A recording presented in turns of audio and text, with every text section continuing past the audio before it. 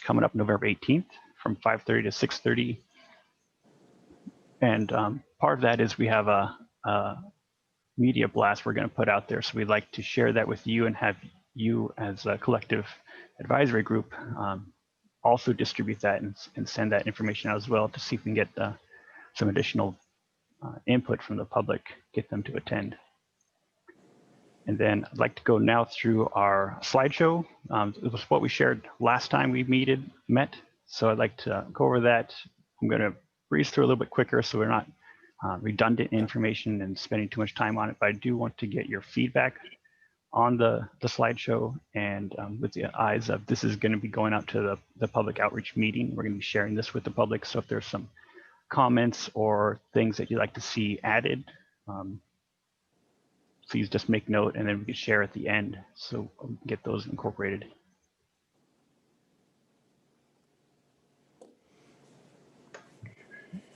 One second here.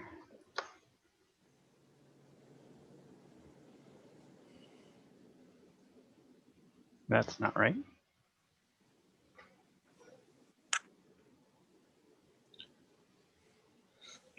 Amos, while you're looking at it, this is Richard Wolf. Can you tell us what the participation of this group is going to be in that public outreach, or what is expected? That particular component, basically, if you're welcome to attend. What we're looking for here is, as an advisory group, we're going to get your feedback throughout this process. We'll continue to give you input, bring you up to speed on where we're at, things we're planning, and then ultimately we're just getting your advice and feedback on that. Public outreach meetings, we'll be getting some feedback from the public, kind of assimilating that information and then sharing with you what we're hearing so that we can also get your feedback on some of that input. And that being said, this is Rachel. You're welcome, Richard. The more of you that are able to attend, the better. I think that hearing from the community firsthand is often much better than hearing folks' interpretations of what's shared. And perhaps, I mean, this is a group of community leaders. Perhaps there will be things shared in that community meeting that aren't maybe germane to this effort specifically, but that might be relevant to other work that your organizations are doing. So that door is wide open, and recognizing that everybody is busy and has busy schedules. We're not, you know, asking with an exclamation mark, but we're asking with a please attend if you're able. Thank you, Rachel. Thank you. So here is our draft version of the public outreach presentation. We've already seen this information, our org chart. One thing we added here was the executive director. So at the top, Thomas Architecture Studios would be reporting to Rachel, the project manager, who then reports to her executive director, and then ultimately the port commissioners.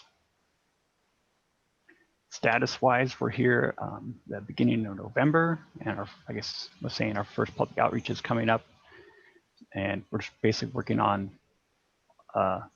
assimilating the slideshow so we can get the initial set of feedback from the public in order to start drafting our base development plan.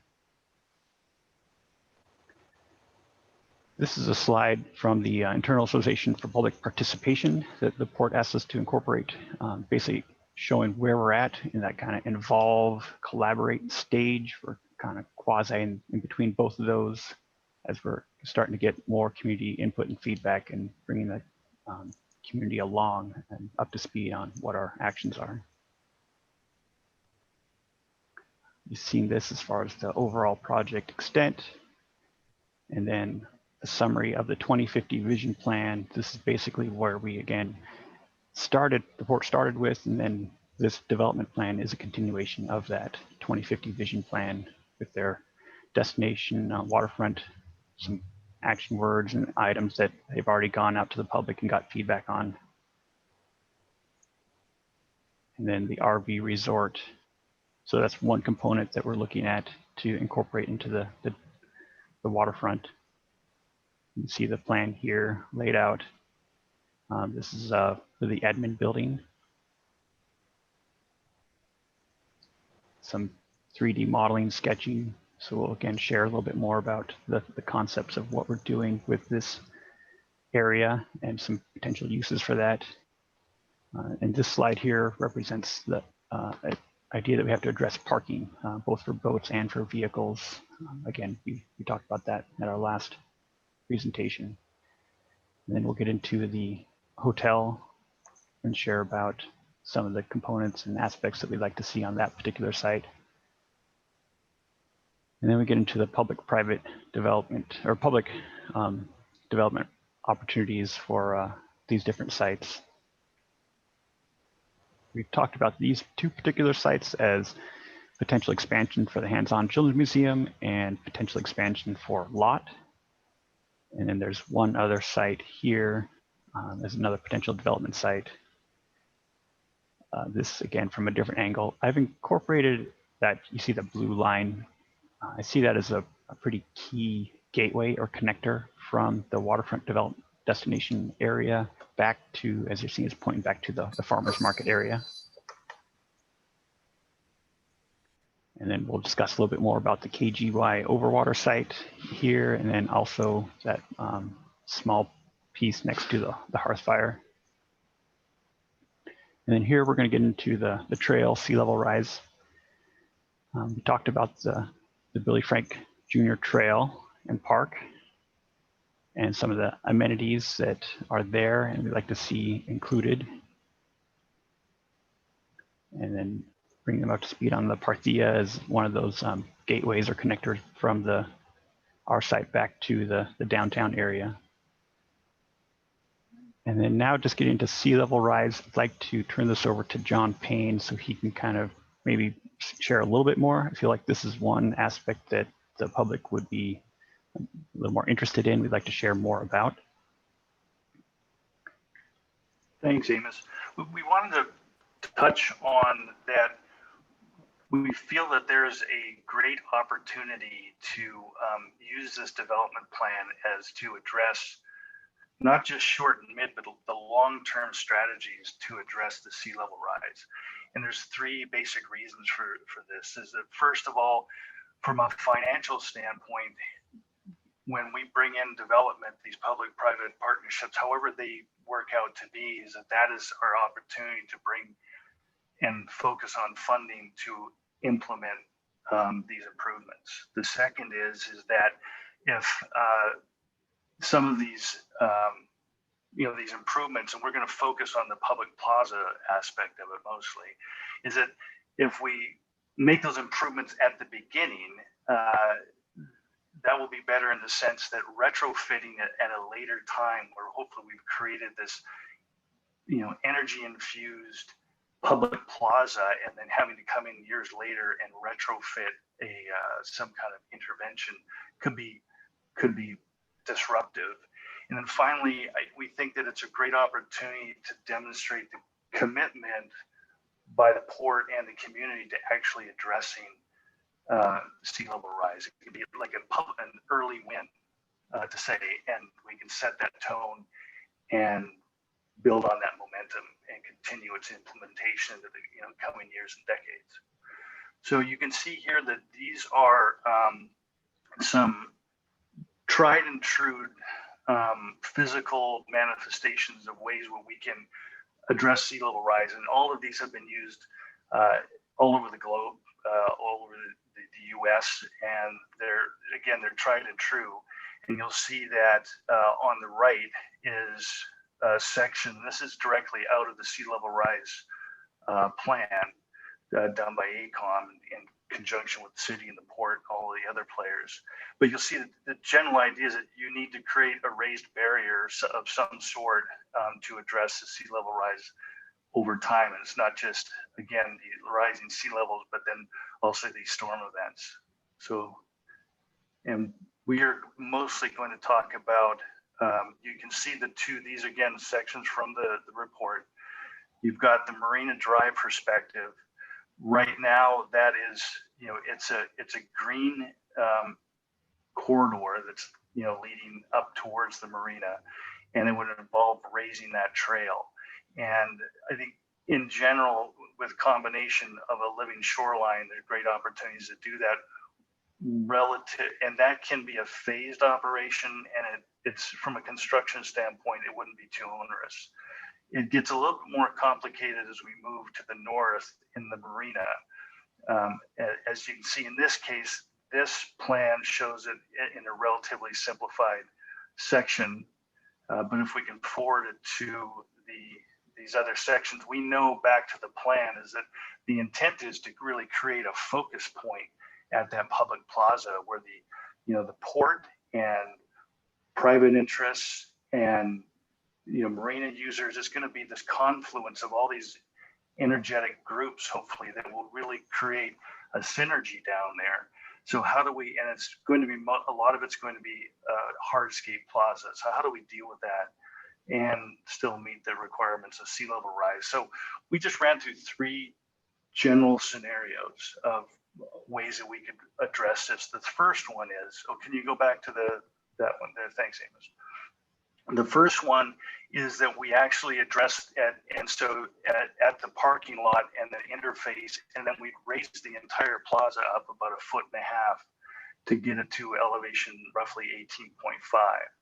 So all of the buildings, all of the plaza will be at the same elevation until you get to the edge, and then you're going to see a similar element through all of these is that seat wall. So that's an 18-inch seat wall, and that will then provide us that last 18 inches of protection. It also can be designed in a way that it can help attenuate the wave action in the case of a large storm. So breaks the energy, and then when it hits the plaza, the energy would be dissipated greatly before it actually reached a building or other elements. So that's the first one. Second one is that what we do is we don't raise the plaza, but then we would raise the pathway as it kind of bounds the far east edge of the site. And we then combine it with another 18-inch seat wall. And the final one we looked at is that let's keep the plaza at the low level at basically down at 17. And we use that seat wall, we actually created 2-tiered structure. And then that would basically, instead of 18 inches, we get a 3-foot barrier. Now in section, it looks fairly dowdy, but I think there's great opportunities if we think about it in plan that structure could be something kind of exciting and playful, and that if you're looking down at it, it may be narrow, but then it may be spread out. It actually becomes maybe platforms where people can sit and view the bay. It doesn't have to be very engineered looking structure. There could be a lot of possibilities with that as well. So again, we just wanted to present these ideas out there and elicit some feedback. Great, thank you, John. Yeah, hi, Mark. I'm curious. So these are drawings for the Marine Drive side of things, but is that 20-foot elevation? Is that something that the port is kind of planning for all around the peninsula? The sea level rise plan, Mark, this is Rachel, that we did with the city and Lot. I want to make sure to recognize Lot. I know, Lisa, you're here and you've been with us for many, many hours of meetings. The plan looked primarily at downtown Olympia, Mark. So there would be a next phase. So the Port Peninsula in whole is what the plan addressed. East Bay and West Bay have not been addressed yet, but they are definitely contemplated. So the focus was really protecting downtown, where obviously the port has all of our downtown Olympia properties. So, but just protecting the Marine Drive side of things doesn't. And the terminal side as well. Okay, that's so. This would be for the Marine Drive side and the terminal side. Yeah. And then all the way up around to the yacht club, to Bayview. Great. Yep. Thank you.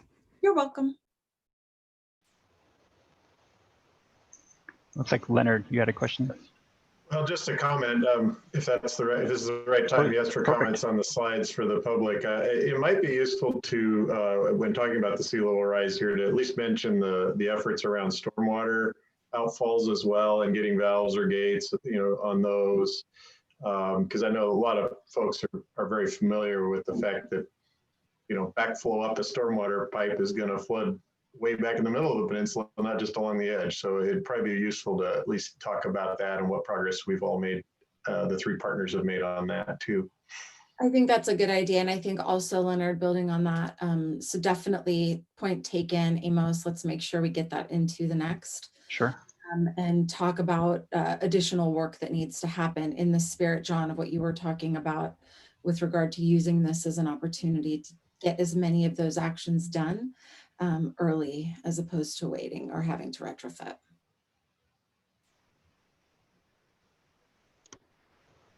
Great. Oh, another Mark. Sorry, but That's all right. this is a non-sea level rise question, but it should be a quick one.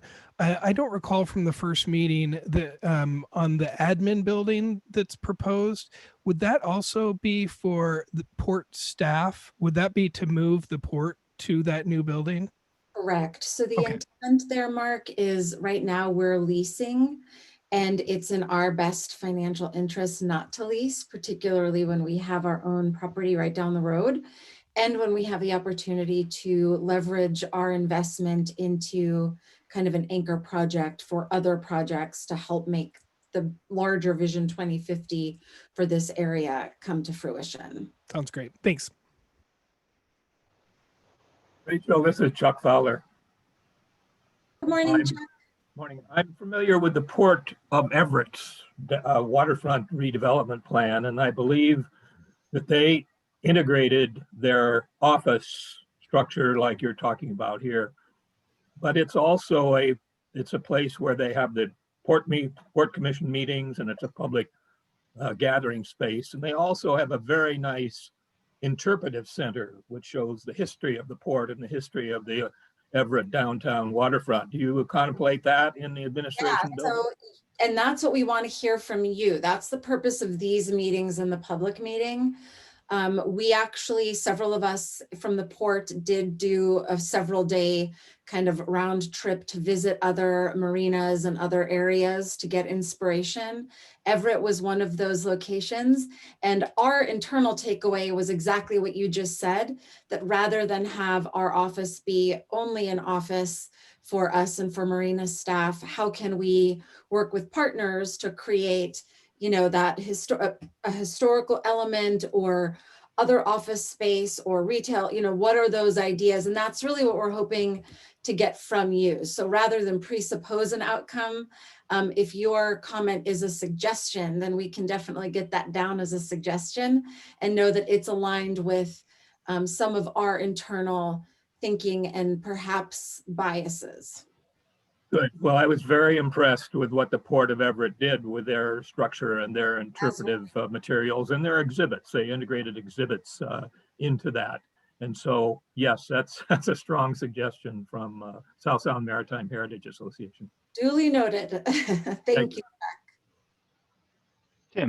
Tim Stokes. Yeah, so I'm new to the group, but I'm a little surprised to see that there isn't more commerce opportunity along the waterfront for additional revenue for the port, similar to like the Port of Vancouver and the Ruston Way development in Tacoma. Was that intentionally, or even living, mixed use living? I'm surprised that that's not in the plan. Was that intentionally left out? This plan isn't complete. So again, I'm going to take what you've just said as a suggestion that is consistent with some of our own internal biases. Obviously, as the port, and this is a CURB grant. So the CURB grant is about growing opportunities for economic development. Our hope is that you, our team, as well as the community, help give us ideas so that what we have is a conceptual idea in all of the unaccounted for areas currently, because there are still some places that aren't spoken for. This plan is far, far, far from finished. So your suggestion, as I'll interpret it, is very much similar to Chuck's, aligned with where the port hopes to be going in bringing those exact restaurants, potentially some living. That's of course a more challenging dialogue, but it is on the table. So certainly if I can interpret your question as a recommendation, Tim, then it is also aligned with our internal biases. We're trying not to lead with our biases, but to really come with an open slate for feedback from our partners and from the community. But what I've been hearing so far today is very much aligned with our internal thinking and hopes. Thank you. I have a few more slides that I'll work through, and that would basically wrap up our presentation and then allow for some additional feedback or comments. So basically, last time we shared, we gave you a plan that had lots of colors, lots of notes. It was all on one page and probably just a little overwhelming to take in. I've now broken that out into individual slides. So you can see for this example, we have starting at the bottom left, the Hearthfire restaurant. In the corner, that's an established site. And we have a couple of overwater sites nearby, the KGY, and then the old port piers over there to the west. And then wrapping around, we have the potential hotel site up above that, the Cascade pool site, and then working further along the parking area and the boat launch. This site here is for the future admin building that we're looking at, the RV resort, the Swantown Boatworks and dry boat storage. And then the tail end of that site would be the vegetated area. We have the green line along the top, that's the Billy Frank Jr. Trail and the park on the far left.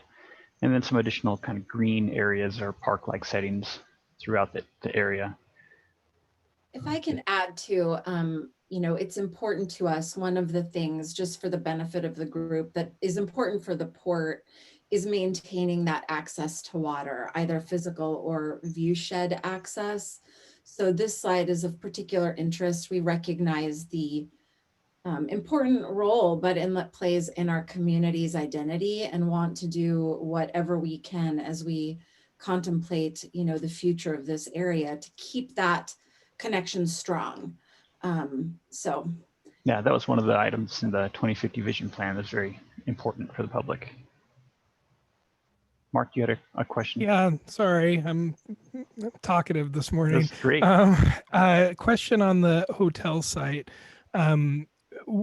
Would there be emphasis placed on recruiting a hotel that was also emphasizing meeting and convention space? It's a pretty unique parcel of land with a lot of potential from that perspective. Alan, are you on? Are you able to speak to this? I can also. Yeah, I can jump in. So, we had the market analysis or the market feasibility study done, and they identified, I want to say about 5,000 or 6,000 square feet of meeting space that this facility should have. And I think really that was just a balance of the market demand at the time, along with what available area we had for construction. So it's not a huge meeting space, but it is available. It would have some. Okay. Yeah. Thanks. Continuing on, so the teal areas you see here are public access to water opportunities, basically scattered throughout the site, and then some potential new docks, maybe by that RV resort location, or even on the East Bay remediation area. And then connectors. You see the green arrows as some sort of gateway or connector that would transition from the water back to the downtown area, and then that kind of purple, more maybe a vehicular or a main connector going all the way to the south down State Street, or even kind of southeast towards the farmers market area. Can I jump in? Sorry, Amos. Sure, Leonard. Back to that previous slide real quick, just a quick comment. Those purple connectors you mentioned, I guess, given Rachel's earlier comments, I'll make this a suggestion. I hope that the plan can address those to some extent, and certainly the city will work with you on that, but those are extremely important to the goal that was mentioned at the last meeting about connecting these to downtown, and particularly there along Franklin Street, and then what is that, Jefferson up to the north there, or maybe that's Chestnut. I can't tell from the map, but neither of which right now are particularly welcoming pedestrian walkways. And so how can we work together to truly make those connections? I agree the gateway property there that you mentioned is really important, but how do we make that whole corridor attractive, or the several corridors perhaps, to make those connections? I hope some ideas can come out of this plan for that. And again, the city looks to partner in that with you. Leonard, which corridor again, please? Well, I'm just commenting on the purple arrows there, John. So that would be, yeah, that one would be Franklin, and then I think the other one is either, I guess Jefferson. that might be Chestnut or Jefferson. Yeah. Those are shown here as connectors. The walkway across Cherry Street there is already in process, so that'll be constructed hopefully in a year or so. But these other ones are, frankly, not very attractive right now. So how can we make those attractive to pedestrians is a big question. I hope we can move forward on with this plan. Well, Leonard, building on that, I would add to your suggestion one of my own, which is I agree. And those corridors are actually good opportunities for us to meet some of the, we have our sea level rise goals along the water, but we also have the climate mitigation goals. So what is more beautifying than greening up some of these areas and hitting some of those goals that then welcome people, even if you're walking next to a more industrial site like Lot, right? So I think there's a lot of opportunity for us to imagine and get creative there and meet goals of several plans. Sorry, just one last comment. It's not shown in a purple area, but Washington Street, has been planned for a while as a bike corridor connecting the farmers market back to downtown as well. So just remembering that that's in the plans, and of course our Public Works Department has a lot more information on that. Great. Yeah, and this is not part of the Ports deal, but Thurston is very important as well. That cross connection is important. If I could pick up on the comment about the commercial activities, my DNA says yes, it would be good to have more commercial activities and potentially some residential out in this area, maybe in the distant future. But one thing we can do, I think, now is create a place by really encouraging pop-up businesses and food trucks. I remember a thesis done by a UW student years ago. And she went out and looked at all the different waterfronts and what attracted people. And it was mostly food was the answer. All our urban designing and landscape stuff that we've been trying to do was great, but it was having a place to eat really was what brought people to the different ports like Fisherman's Terminal, for example. So maybe thinking about that and highlighting that as a potential here. I think it's maybe all it is a spot of asphalt or gravel, and maybe a covering perhaps, but I think you'd get some cheers for that from the public. Thanks, John. Mr. and Rachel, there's another linkage, and it relates to the new Maritime Washington National Heritage Area, which is coming along, which was established in 2019 and will be probably fully operational in 2022 or 2023. Do you know about the heritage area? I do, and I appreciate the presentations that you've given to the commission. So just make sure that Chuck, you are working closely with Amos and Ron to make sure that those are highlighted. I know that from the standpoint of the port and from conversations and presentations that have been given to the commission, it is an area that we really want to place emphasis on and look to partner with your group on. So let's just make sure that we continue that dialogue, and that's represented in the final plan. Does that we have been discussing with Destination Olympia about a tugboat heritage walk linking Sandman, which is off to the right in the plan drawing below. But that linkage goes from Sandman to Harbor House, the interpretive signage that's on the side of that, which relates to interpreting the working waterfront, and then to Parthia, across from Mercado, which is along the line that you have here, which links the West Bay side with the East Bay side.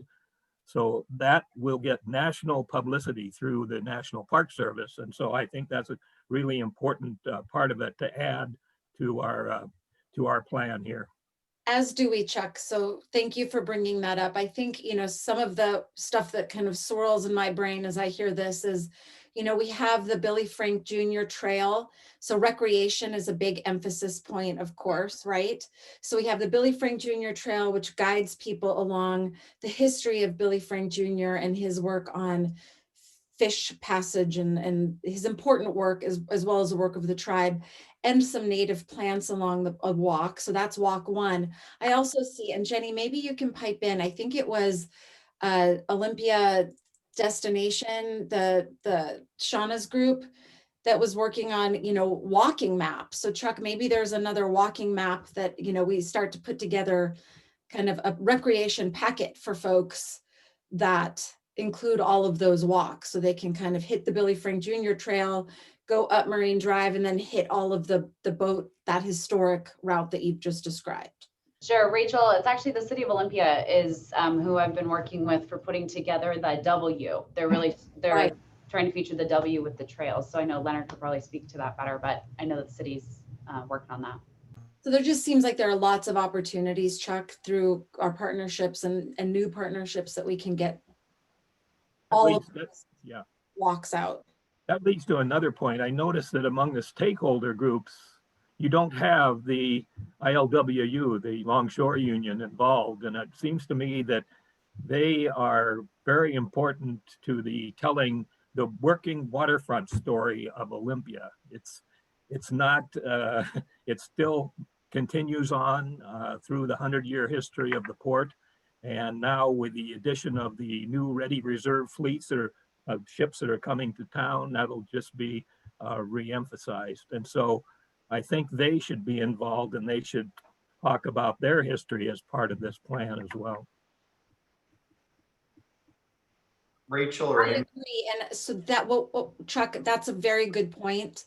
I will bring that back to our internal team and determine what will be best, whether it's a one-on-one meeting with representatives from the ILWU or if we bring someone in as a rep, but very good point. Rachel, Amos, could I chime in? Sure. Thank you. So, I want to acknowledge, first of all, that understand this is more of a long-term plan, so none of this is going to happen tomorrow. Having said that, we put plans on the books so that there's a framework for developers to execute the plans. I'm going to restate my concern from the last meeting, and I'm anticipating I probably will say it every meeting, and that is concerns about competition between any commercial space that goes in along the waterfront here and businesses in the downtown core.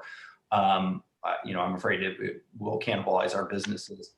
One idea would be to understand what our market is, what the capacity is through a retail market study, maybe an office market study that could be done to, long range, 5, 10, 15, 20 years out, what that capacity may be given growth projections in Thurston County overall.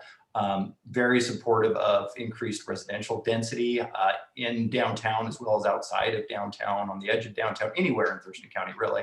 And I think we all acknowledge and understand through market studies and just where the market is that that's necessary, but that commercial piece remains a concern. In terms of the corridors, I agree with Leonard that from an aesthetics perspective, those corridors are a challenge right now, Franklin and Washington in particular. Obviously given lot, and while I love good infrastructure, that physically, aesthetically, not the most attractive to walk past. The other, and I'm just going to put it out there, from a public safety perspective, those corridors are a real challenge today.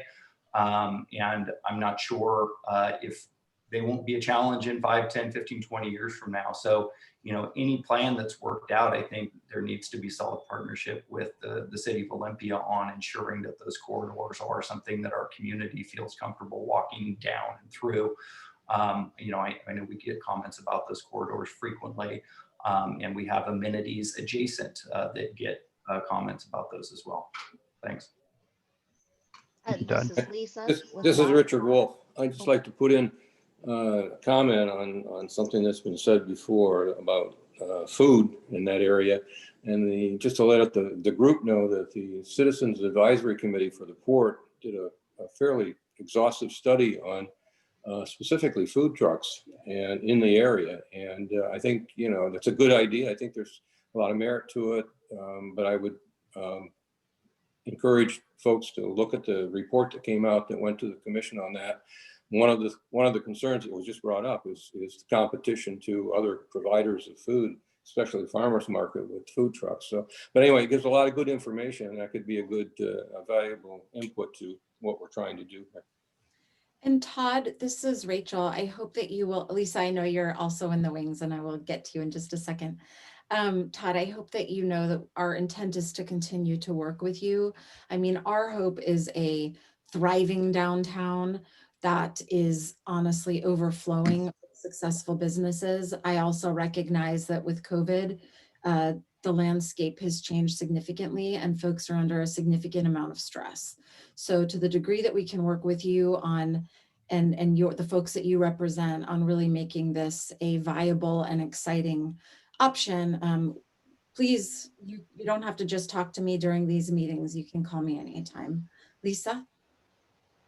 So I just wanted to, this is Lisa with LOT. I just wanted to echo some of the comments that have been made about corridors and taking a careful look at where to really emphasize those corridors that can be pedestrian friendly, and adding arrows down Washington Street and maybe down Capitol Way. I saw that was another comment that someone made. Might be good for this map. I think the arrow that goes down Franklin on this map would raise questions for people in terms of safety. And LOT tries to have as friendly of an aesthetically pleasing interface along our facilities, but we are, the reality is, an industrial facility with a lot of concrete and things like that. So so making a friendly pedestrian corridor might be something that would be a little challenging along Franklin. There's a lot of industrial traffic down that corridor. And LOT has other property between Franklin and Washington, and we have an interest in talking to the port about another piece of property there. So our facilities in the future could expand to the other side of Franklin as well. So again, just trying to work with all the partners, the city and the port, and figure out where are those corridors that make sense for emphasizing pedestrian corridors. And then I would just add, as someone who works down in this area and takes walks on breaks and things, the Billy Frank Jr. Trail is such a wonderful amenity, and improving the sidewalk frontage along that northern stretch of Marine Drive would be really great too, so that folks who are walking the trail have a way to return that's along the roadway and not necessarily along the water. Amos, you might want to take a look at some of the group chat comments. There's a few good ones that we'll want to address. See if I can pull that up. Actually, I am almost done with this slideshow, and then I think we have about 20 minutes left. So let me get through these slides and then open it up to the list of questions that we put out there. And then ultimately, I'd like to also get some feedback from those in the group that have not had a chance yet to speak, maybe do some feedback. There are a couple folks who have put in some comments in the chat box, and I can address them quickly just to make sure, because I think they're timely. Perhaps we can go back to the last slide. Sorry to interrupt your flow. I just want to make sure everybody's comments are being taken into account. Drew, I'm going to read what's written. Uninspired by the RV resort concept, a site like this should have some aspirational goals for this. So we are open to ideas, number one, always. And number two, our intent with the RV resort is not for it to be a permanent use, but a kind of bridge use that provides revenue for the port. That being said, if there was another use that arrived that was going to provide more revenue, our ears are open. So that's really what this group is intended to do, is to take critical feedback. So I want to not pass over that, because that is important. And I think the more that our assumptions going in are questioned and challenged, the better. So Drew, we're open to ideas. And like I say, this was not ever intended to be a permanent use, but sort of a gap use until we continued to build it out. That being said, if the 10-year dream came along tomorrow and it was consistent with what the rest of the community was really kind of hoping for, we're all ears. So then from Paris, does that respond adequately to your concern, Drew?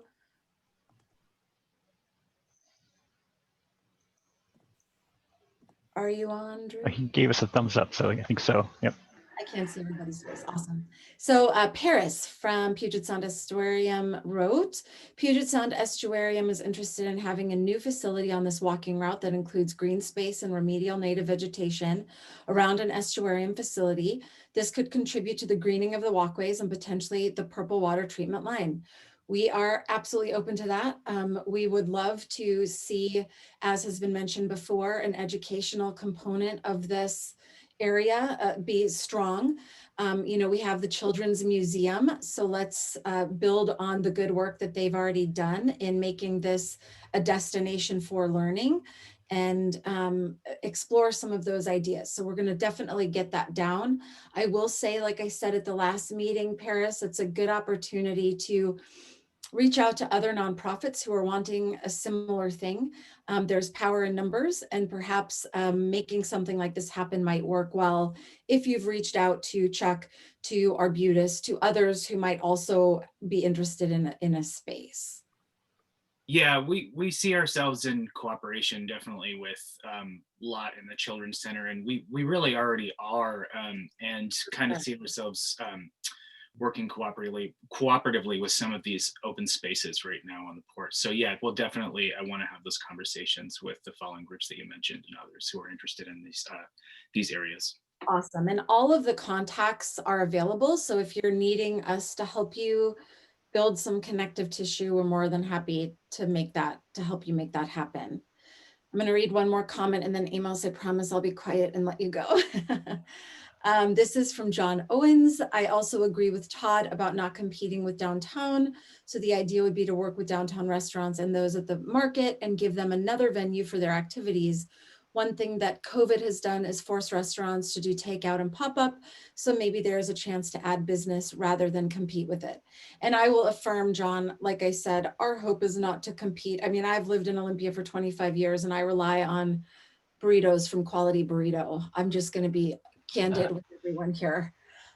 So our hope is in no way to have this plan jeopardize the viability and the success of other businesses. It really is, as we look at some of TRPC's projection for folks moving into the area, meeting that new capacity so that, the whole of downtown, both what we know of, 4th and over by Washington Center, but also all the way down to the farmers market, and with that strong connection to water, that they're all vibrant. But again, this is very duly noted, and again, it might inform timing, etc. So does that respond adequately, John? I want to make sure folks are getting. Oh, sure. No question. I think it's just an opportunity to look at. I know other places have done it successfully, so I understand. We need the core of the downtown, the health of the core of the downtown is primarily, and the market area is really what you need to keep a hold of. But sometimes these things can provide another venue for, I don't know, lunchtime trade or something, or for the workers out on the, that work at the port. So it's just something to keep in mind. Thank you.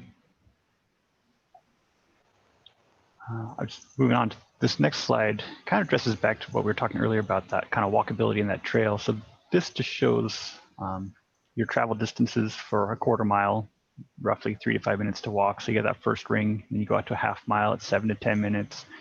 By the time you reach potentially up to the gates of the Capitol lawn, you're at about a 20-minute walk. So it's hopefully can prove that that connection from this particular area to downtown is a pretty manageable thing for someone to say, like if it's an RV, they could park there and walk to downtown and partake in all of what downtown has to offer.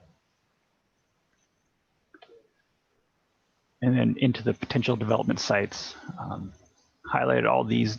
Again, I think the emphasis, these are potential. This is what kind of the vision was, but that's why we're having this outreach now, is to get some feedback from you as well as from the public on, for example, that RV resort, or kind of some other uses that we could maybe add in that admin building area, or that one blue square there in the center of the site. Just looking for some feedback on that as well.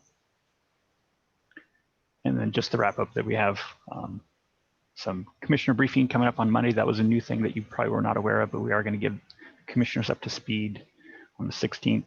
Our outreach meeting for the public is on the 18th.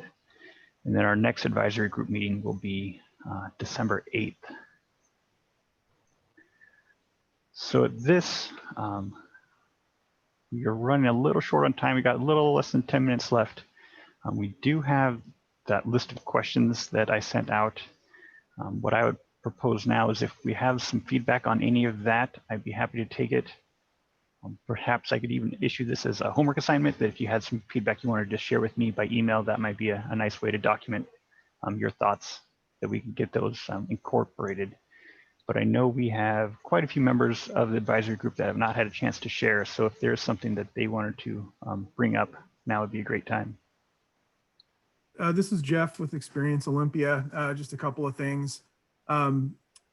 Chuck, I'm aware of the Maritime project, and I'm looking forward to talking with you more about that. I'm just getting up to speed on it.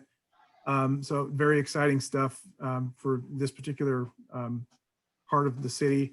And then number two, I just wanted to say I agree with the comment about the RV park. It doesn't seem to quite fit the scope of this project. I think that in other destinations I've seen, the walkability issue will kind of take care of itself if we look at placing commercial and particularly hotel a little bit closer to the downtown core, where they can actually walk to other restaurants and shops. I think it's kind of cool to have a hotel out on the point there, but it kind of becomes somewhat isolated. And I think that guests would maybe tend to not walk as far. We saw from that earlier slide the distance once you start to walk around the port property to where Hearthfire is. Again, it's a great restaurant. It's right out on the water, but also I think that in terms of creating the corridors that we want and the access to downtown and the 20-minute walk to the Capitol building, I feel like the plot of land where the RV park is slated, and then I think there was another site there near the Hands-On Children's Museum, would be a perfect place to talk about bringing in a hotel or perhaps other commercial. So that's just my 2 cents on that. Thank you. Amos, Leonard's put a request in that we send these questions out to the group and allow people to respond to us. Yeah, I think that's what I'll do, is I'll just send out an email list and then just get a group feedback. If you can get those in, I'll set a timeline of when we want those back by. But yeah, just on your own time, put some thought into it, give us some feedback on those items, and we'll try to get that incorporated. And I want to just affirm that my door is open, so that sometimes getting a long list of questions and needing to type out answers can be a bit overwhelming with all of our existing schedules. So you're welcome to reach out to me and or Amos, and we can set up some time for us to talk through them, or I can just talk through them with you and send you notes to approve so that I capture what you've said. Great, thank you, Rachel. Mark raised his hand.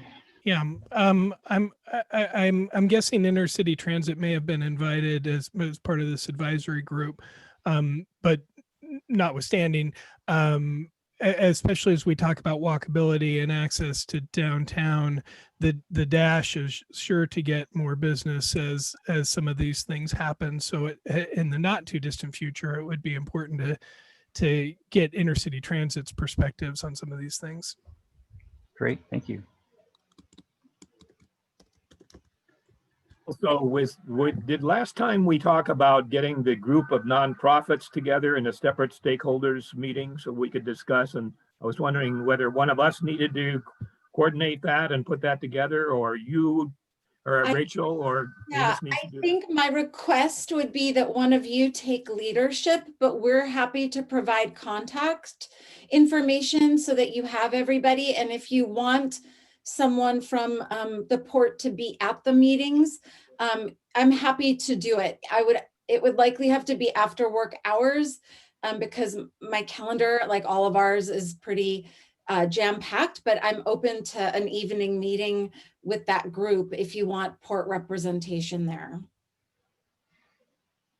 But if you could, I'm looking at you, Chuck, as the leader of Paris, to take the reins and run, and we're here to support in any ways we can.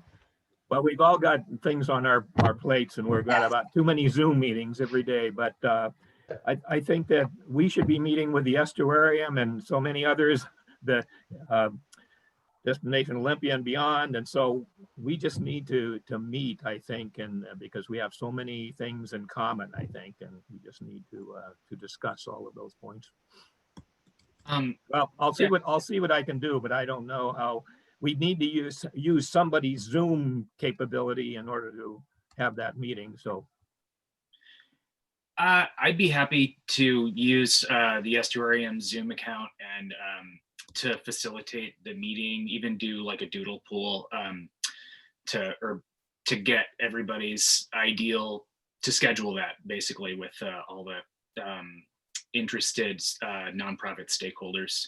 Well, maybe Paris, you and I could get together to do that and try to pull together. We'd have to see how many nonprofits we have represented on the advisory committee, and then do that in pretty quickly so that we fit that into Amos's program. And I would even say, don't limit yourselves to who's on the advisory committee. We tried to get a good cross-section of representation. That being said, there are always people who are unfortunately in groups that aren't directly included. So if you have other NGOs in your world that you know would like to partner, I don't think that there is a limit that it has to be advisory group members. I know that we're in the process of setting up a one-on-one meeting with Arbutus. So there are other nonprofits that are on our radar, but that are not perhaps on the advisory committee. So definitely don't limit yourselves as you're dreaming up how to move forward, because we want big dreams. And the way we do that is with big teams. Well, that's what I saw that you were setting up a one-on-one meeting with Arbutus, and we're working with Arbutus because they have a boat building program. And so I don't know why we're having separate meetings and why there isn't 5 or 6 groups that you're meeting with to get input. I think what we're trying to do is have an equal weighted stakeholder group here, Chuck. But again, if there's a subgroup of the NGOs, we are 100% supportive of that. And like I said, I will happily attend those meetings so that you know that, because it is important to the port. And because I have heard from Sam on multiple occasions that a collective of NGOs on the Port Peninsula would be a great addition and be a nice, consistent kind of story to the one that's already being told downtown. I think that Paris and I will get together. We will include Stacy and the new Arbutus director in our discussion. So we really need to get that input in, and we need to discuss the possibilities among all of us. Right. So we just have basically a minute left, and I know we had a few people that have not had a chance to provide any feedback. So I just want to open that up really quick for Michael, Kyle, Sabrina, and even who else was up there that I see Patty's got her hand raised. Patty, okay. Who do you want? This is Patty. Do you want me to go? Or perfect. Yep. You got the mic. Yeah, Chuck, I just wanted to remind you that when we were developing the East Bay, when the East Bay partners were developing East Bay, there was quite a bit of research done on maritime centers and the feasibility of that, as well as the sustainability. And so if you'd like me to join in with you in Paris on that, I can share a lot of that research, and I've continued that research over time, because we certainly have the port is prominently featured in the museum, and the entire museum reflects the area that we're located in. So I can certainly sit in and share with you some of that information. I just didn't want you to forget that we've already been down this road in a significant way too. Yes, I don't remember that, all that. So is there a way we can get access to when was that done? Well, it was done about 10 years ago when we were. Yeah, well, I think. But what I'm saying is we have a lot of updated research as part of our expansion.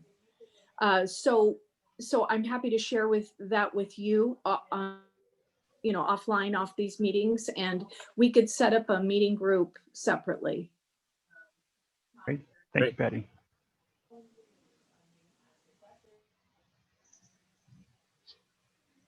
I think the only comment I'd make is, just give us time. Glad to hear, Rachel, you guys took a tour of other ports. I'm pretty sure you stopped at the Port of Bellingham. I had a chance to get a self-guided tour of what's going on up there and their development. And that was, having to go to school up there in the early 80s, the old Georgia Pacific site, what they've done with that site, and taken that industrial site, just completely redone it. It's just amazing. But one of the lessons I took from that tour I had was I don't want to call it a disconnection from downtown, but it's different. It's different than downtown. There's different activities there. It's complementary to what they've done. And I really like the physical connection points that they had with corridors, transportation corridors that you started to build into this. Obviously, I think you guys took a real strong lesson from that. I want to compliment you on that. The one thing that I would ask also is, one of the things that you guys always do really well is ensuring that the corridors look out, but also think about the corridors looking in. I mean, all eyes are on the Port of Olympia, right? From both sides, you're surrounded by people watching what's going on there. And I think as you develop a plan and you build that plan out over time, it will be a real complement to the features and the physical geography of Olympia. The other thing that I would throw in there is, and I'm sure you'll do this in future discussions and as the plan moves forward, is what types of commerce can go there. The Port of Olympia is obviously different. They have a fishing fleet there that they support, and they have a lot of industry that supports it. We don't have a fishing fleet here, but we certainly have that fleet of pleasure craft. And I think what you label as boat works, there could be some really cool stuff that I'm not well enough versed, but I see that as a real dynamic piece of what goes on there. And I think there's a lot of traction to staying at a hotel there and kind of looking at what goes on there. That's very physically or visually appealing to people to walk through that. So I'm good. I just wanted to throw in there the Port of Bellingham example. So great. Thank you, Michael. Michael, we did go to Port of Bellingham. I was not able to attend that day, but the folks who were able to attend came away very excited and really appreciative of their very intentional links to the history of the area, while simultaneously it being modernizing. So we're a few minutes past. I'd like to, at this point, wrap it up and let people check off if they have to go off to another meeting. I'm going to stick around. If there's some more feedback that you want to share, I'm happy to jot it down and then share with the group. But again, I just want to say thank you all for being here, taking part of this. We really appreciate your feedback and look forward to what you have to say moving on.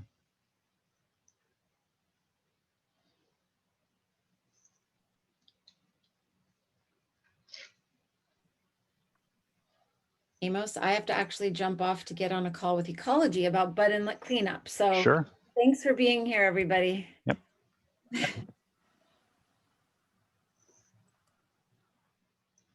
Was there any other comments or things people wanted to bring up or share? Yeah, I'm a fan of mixed use residential on port property. I know that there's been a lot of challenges both with leased land. I mean, condominiums are out and there's certain properties, but that were unfeasible in the past. But with Walker moving forward on Portland and making that work, I have a mental picture of something more along the lines of what you guys did at the Les Schwab site for that RV park, or maybe another story. But as someone that walks through that area and has been, I was on the first Port Advisory Committee that helped scope that, and I think once the port invested in an RV park, it's going to live there for a decade or more to pencil, and that there's far more interesting things that could happen there that I'd like to walk through. Sure.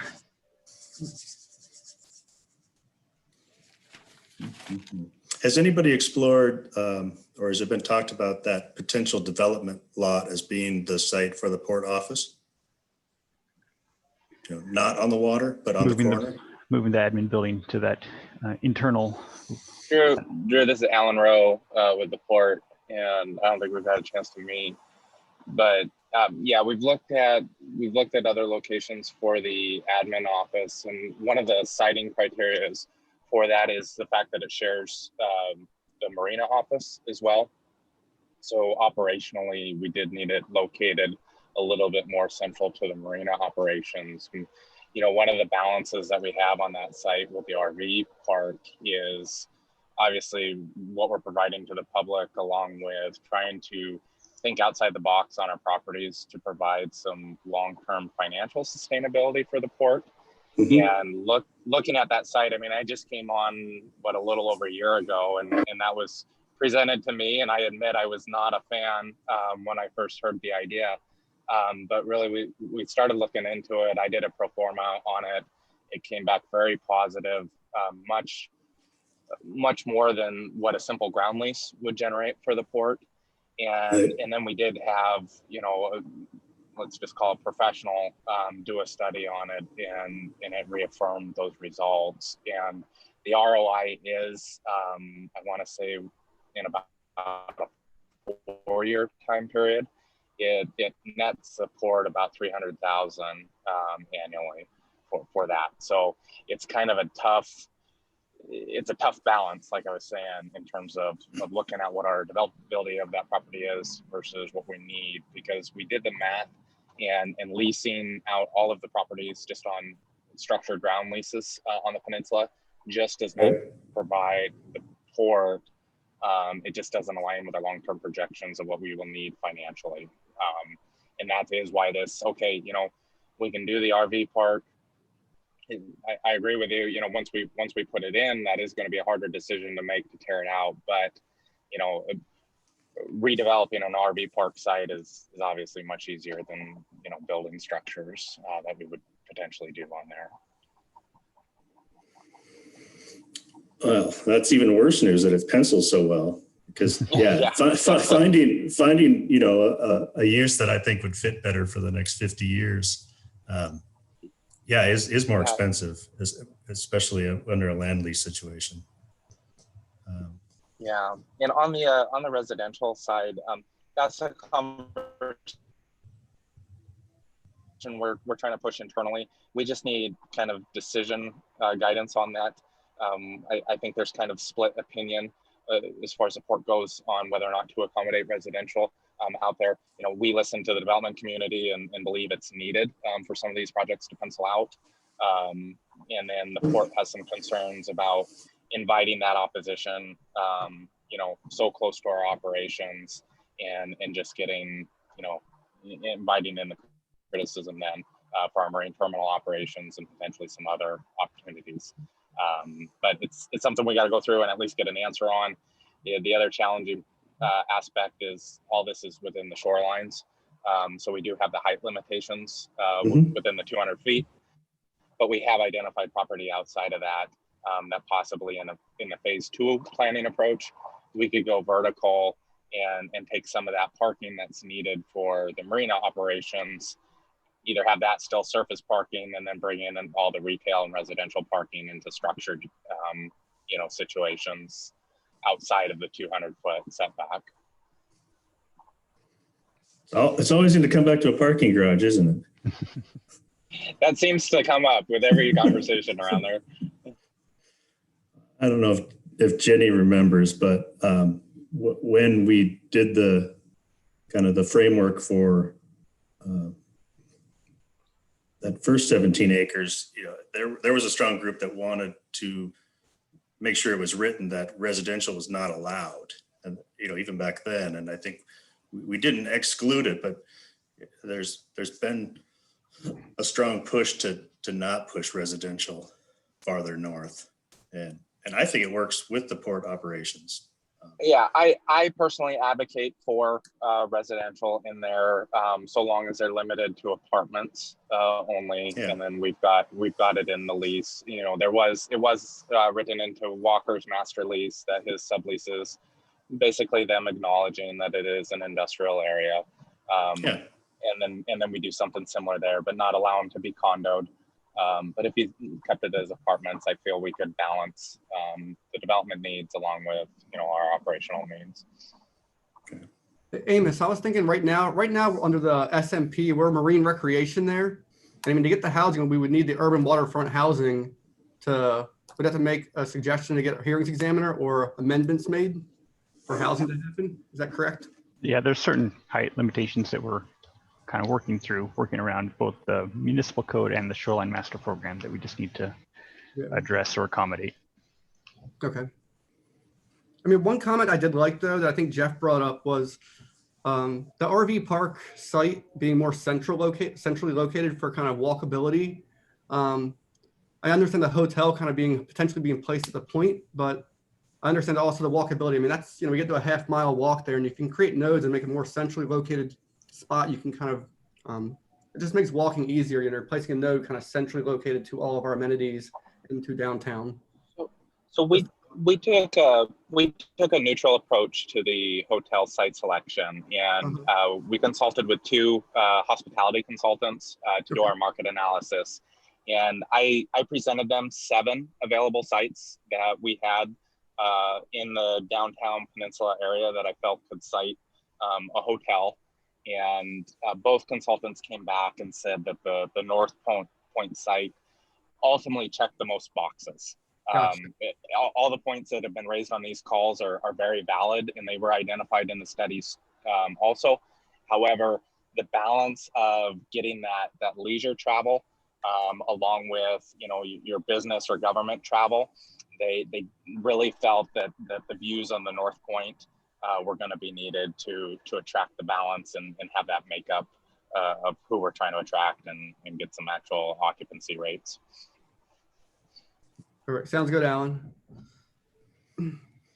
Any other feedback items before we close this out? No, nice presentation. Thank you. All right. Well, thank you, everybody. And I'll send out that email list of all the other review questions for additional feedback. Okay. Yeah, cheers. All right. Take care. Amos, I'm going to get you an updated email list that will include Sabrina's email and everything. So you have the latest grouping to send that to. Okay. I'll send that over now for you. All right. So thanks for joining us, Drew. Good to see your face. Yeah. Could you throw me on the email list? I didn't get the regular meeting invite with the link. Oh, the initial one, right? No. Okay. Yeah. Amos pulled me in today because I begged. But okay.